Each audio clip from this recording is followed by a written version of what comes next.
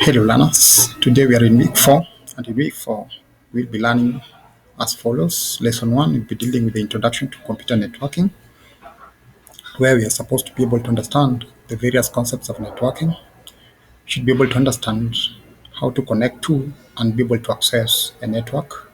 There's an audio that I've actually placed here which you should be able to listen to for purposes of the introduction to that lesson. In our lesson 2 we'll be dealing with computer networking and its characteristics.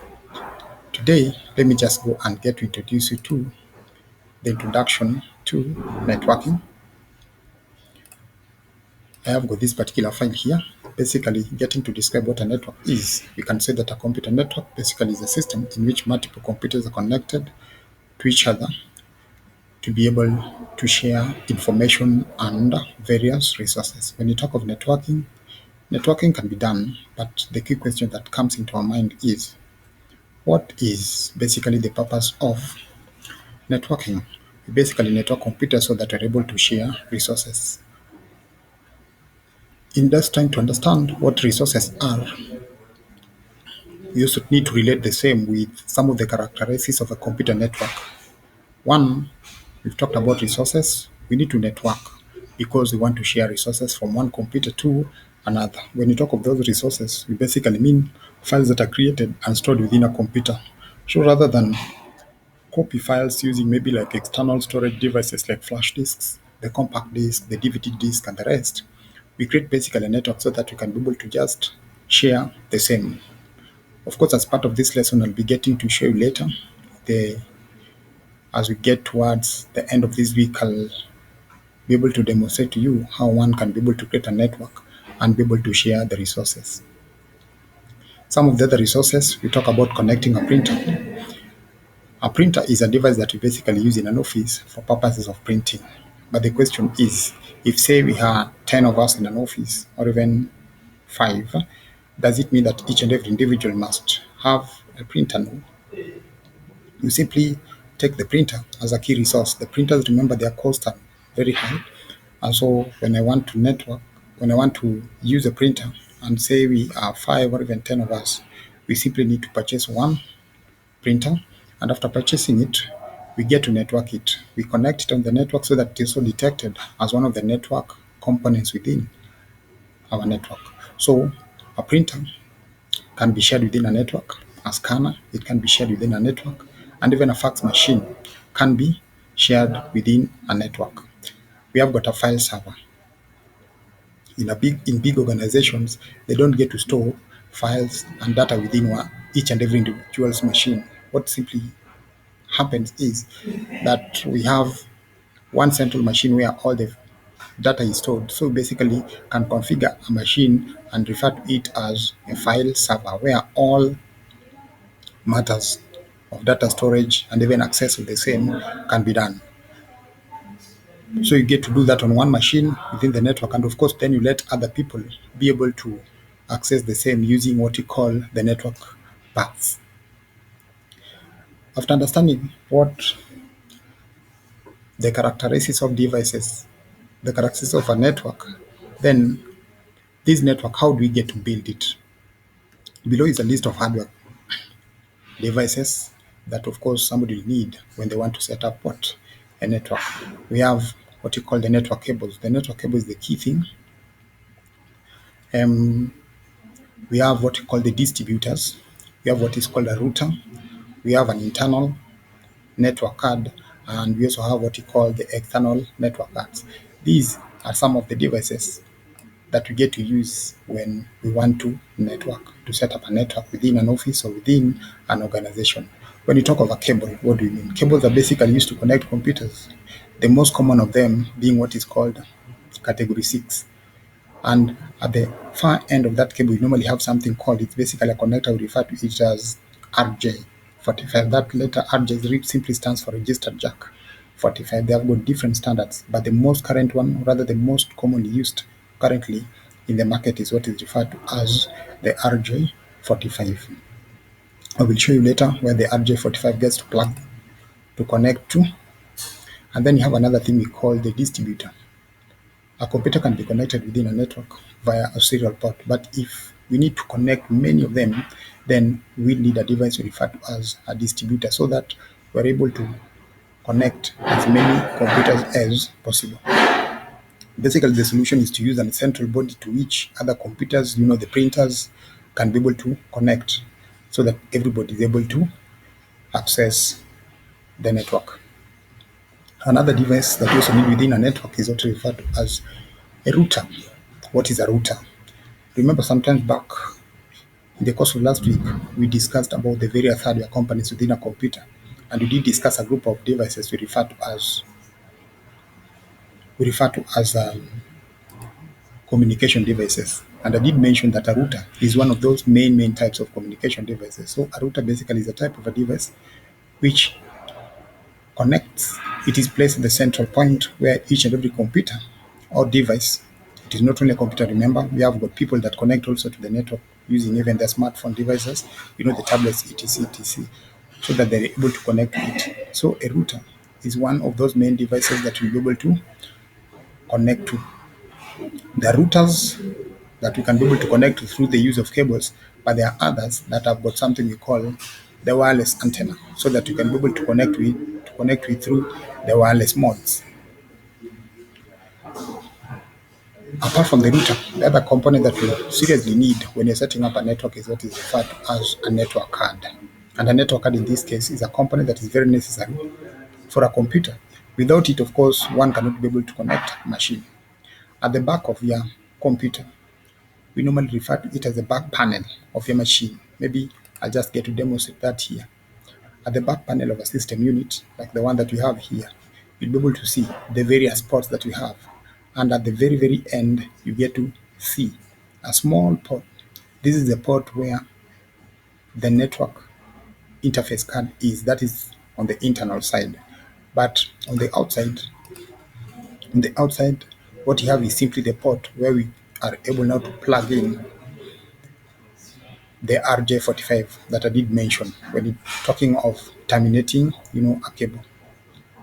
So a network interface card, or simply some other people, or rather in some other books, it is simply referred to as a network adapter, is a card that is actually placed right inside the motherboard on an expansion slot. So on the outside, you only get to see the card. We got two types of the card. We have got the internal one and also the other one, which is referred to as an external network card. An image of a network, interface card is here with us. So as you can see on the side here, we have the port, but from the inside, this is basically now the part that basically plugs into an expansion slot in your system unit. The internal one looks like this, while the external will be able to look like this. As you can see, the external one will be able to use it to connect through the wireless mode, and so it has got an antenna at the back. You can of course see the antenna. It is not as common as what simply comes with the laptop, which is already inbuilt into the motherboard. But this one that one will be able to use when you want to connect, say, your desktop computer. External cards have also of two types. You have got the wireless and the USB based. The USB stands for Universal Serial Bus. You simply plug it into the USB port on your computer and you'll be able to connect. USB card is much easier to use and connect to the USB port. Commonly, it is detected by the USB card.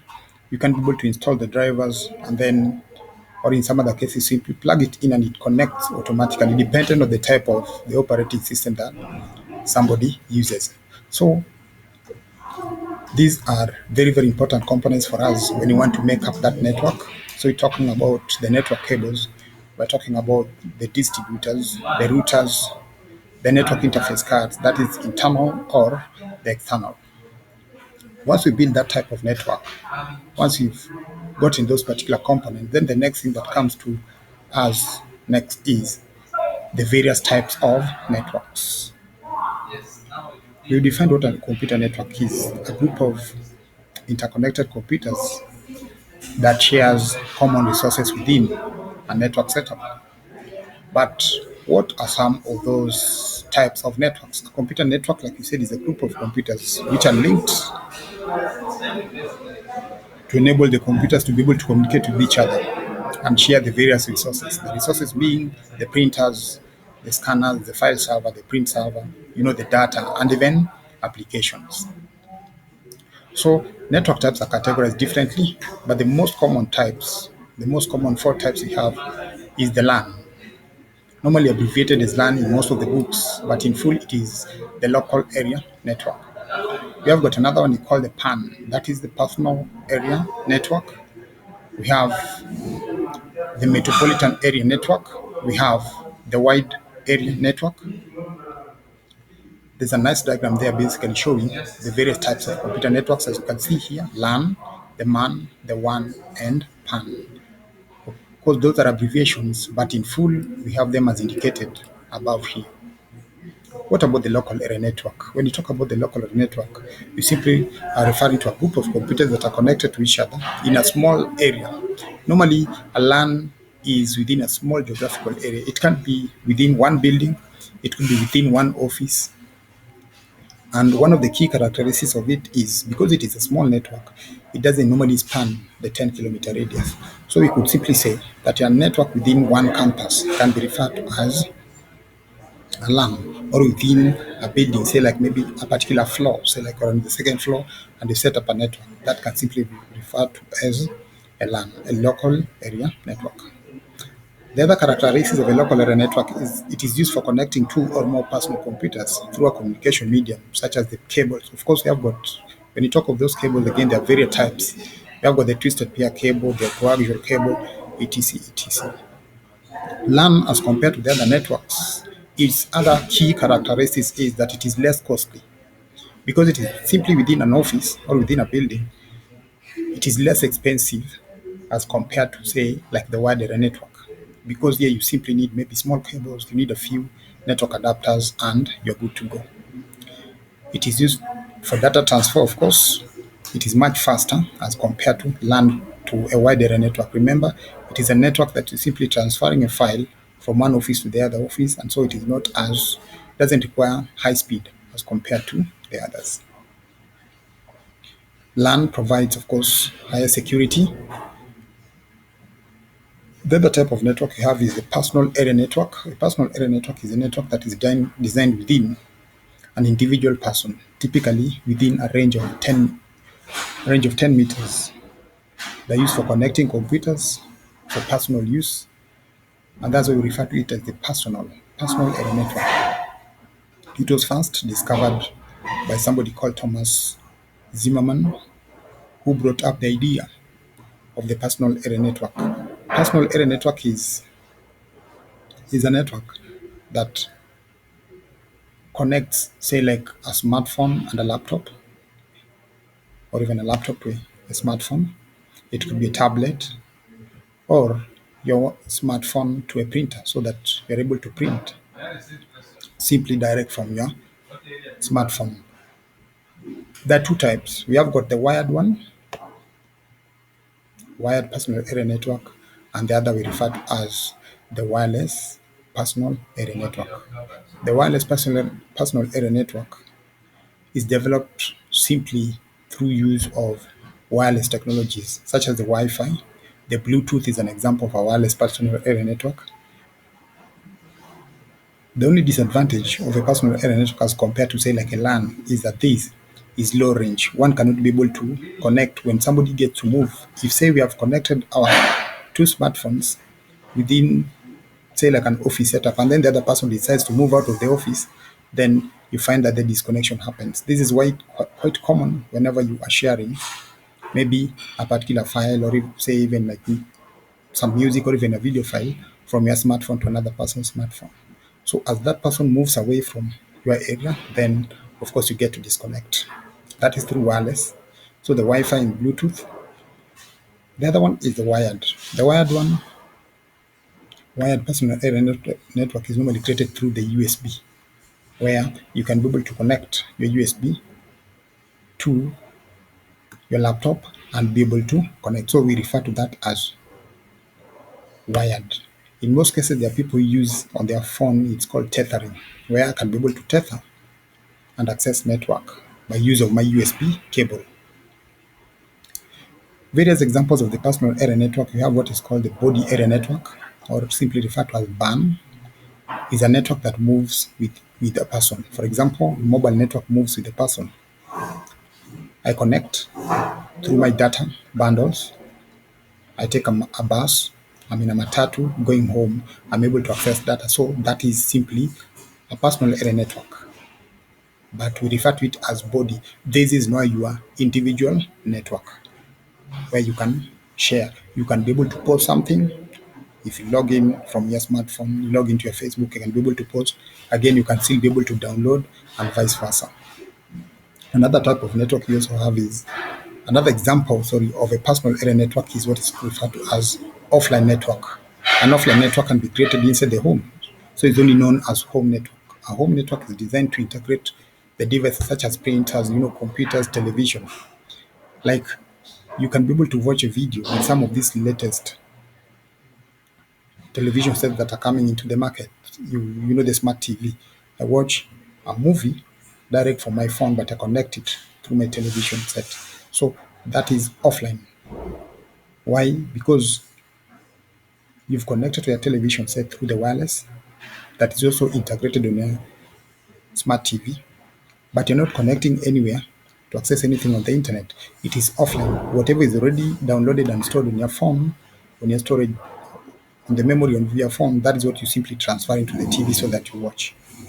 Another type of personal area network is what is referred to as the small home office. It is used to connect a variety of devices to the internet and to a corporate network using what is referred to as a VPN. VPN in full simply stands for the virtual private network.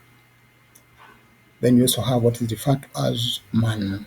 Metropolitan Area Network is a network that covers a larger geographical area as compared to a LAN by interconnecting different LANs. A campus, for example, if say you have got like 5 campuses within the same town, all these campuses can be connected into one LAN, and that type of LAN now we refer to it as a local, but it will be now metropolitan.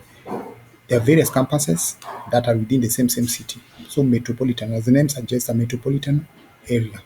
It is much bigger than just your local area network. Government agencies uses a lot of times uses MAN. The banking institutions uses MAN to connect the different branches, or even private industries uses the same. It is larger, or it has got a higher range as compared to the local area network. There's a very nice diagram there showing how metropolitan area network looks like and the uses. It can be used for airline reservations, can be used for college within a city. For example, like our institution, KIPS Technical College, has got around 5 campuses that are located differently, but within Nairobi, yes. All these are connected through this type of network. Military institutions can be able to use this type of network for purposes of communication. Banking institutions can be able to use the same type of network for purposes of access from one branch to the other. And what about the wide area network? The wide area network, as the name suggests, is a network that basically extends over a large geographical area, such as states and even countries. It is bigger than land, it is bigger than the wide area network, than the metropolitan area network. It is not limited, to a single location like land. It spans over a larger geographical area through telephone lines. It can be fiber optic cables and even satellite links. The internet is one of the biggest one. We can simply refer to the internet as a wide area network. It is an example of a wide area network because it connects different cities, different continents around the globe. It is widely used in the field of business, government to government, and even within educational institutions. Have a look at that diagram showing the various types of lands. You can see how it connects various workstations from one end to the other. Examples of wide area network we have got is referred to as the mobile broadband, a 4G network, a 5G network is widely used across regions and even countries. Another example of a wide area network is what is referred to as the last mile. A telecommunication company is used to provide the internet services to customers in hundreds of cities by connecting various homes using fiber optic, and even, if you're not using the fiber optic cable, then of course some of them uses the satellite. Then you have what is referred to as the private network. Is another example of a wide area network. Banks provide network that connects even say over 40 offices across the globe. A bank, say like Equity today, has got branches in South Sudan. If you go to Juba, you go to Kampala, you go to Rwanda, Kigali, you get Equity. So they are connecting into the wider network, but of course making it private for purposes of the security reasons. Advantages of the wider network are all outlined here. The geographical area, it provides centralized data. It helps you get updated files. When I do my banking today here, and somebody else maybe wants to access, if I've allowed somebody to access my account, I can be able to deposit money in Nairobi, and then the other person who say is in another town, say like Nakuru, can be able to access the same and see that that is reflected. It is because of that advantage of the wide area network. Because of centralized data, it is exchange of information is another advantage. Sharing of softwares and resources, another advantage of the wide area network. The global business, we can do business over the internet globally. This is something that's happening around the globe. High bandwidth. If you use the license lines for for our company, then it basically forces us to use the high bandwidth so that we're able to connect from one place to the other. Some of the disadvantages of the wide area network is, remember, it is connecting various cities around the globe. Then, of course, now what comes in is the security threat, security issues. People can be able to hack in to your network for purposes of accessing data. So security, the description is well outlined. If you don't have very strong antivirus software installed in your computer, you don't have very strong firewall, we'll be discussing what a firewall is later, then you are prone to problems. So this is why that person that uses a wide area network needs to have very strong security policies put in place or installed, like antiviruses.